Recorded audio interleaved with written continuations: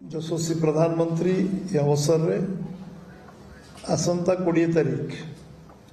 जून 20 तारीख ओडिशा को 11 वर्ष पूर्ति एवं 1 वर्ष ओडिशा सरकार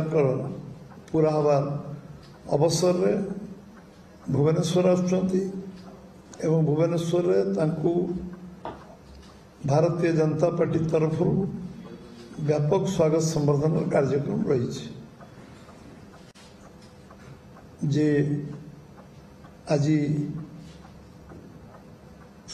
भारतवर्ष 2047 मसीह भारतवर्ष को जगार पहुँचो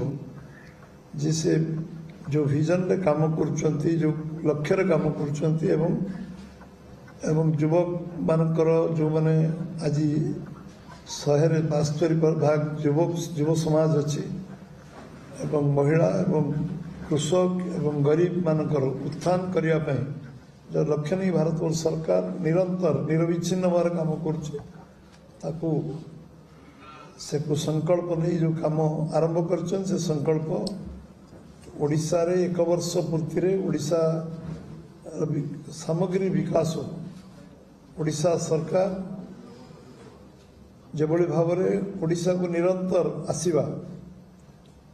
निर्वाचन पूर्व संबलपुर रे गुड़ाए योजनार शिलान्यास उद्घाटन एवं चंडीखोल में पुणी शिलान्यास उद्घाटन करवा निर्वाचन पर षष्ठ थर पर से आसुचंती वर्ष पूर्ति षष्ठ थर पर आसुचंती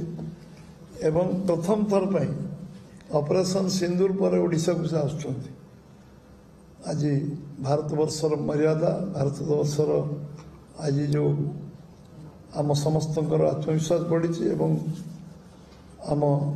देशर जातीयतावाद राष्ट्रीयता राष्ट्रभक्ति देशभक्ति 140 कोटी लोकंकर जो मन रे जो भावना थिला जो जो कारण जो अभावनीय परिस्थिति है ऑयलग्राम रे तार मुंह तोड़ जवाब एवं उपयुक्त जवाब देते यशस्वी प्रधानमंत्री नरेंद्र भाई मोदी आमर सेनाबाहिनी ऑपरेशन सिंदूर पर ओडिशा को आसुथुआरु आमे एठी विविध बहु कार्यक्रम एठी आमे तांको रखीचु एवं कार्यक्रम एथिपाई रखाई भारतवर्ष को अर्थनीति क्षेत्र में 3 नंबर जगह पहुंचाइबा जो संकल्प से नहीं आज चतुर्थ जगह पहुंच भारतवर्ष अर्थनीति रे आज भारतवर्षर सामग्री विकास क्षेत्र में से रेलवे कनेक्टिविटी हो भारतमाला योजना हो रोड कनेक्टिविटी हो सबु क्षेत्र में जो भाई भाव में द्रुत अग्रगति हो विश्व आज भारत गोटे अग्रगण्य राष्ट्र परिणत हमारे जो प्रक्रिया रे आपको जाऊँगी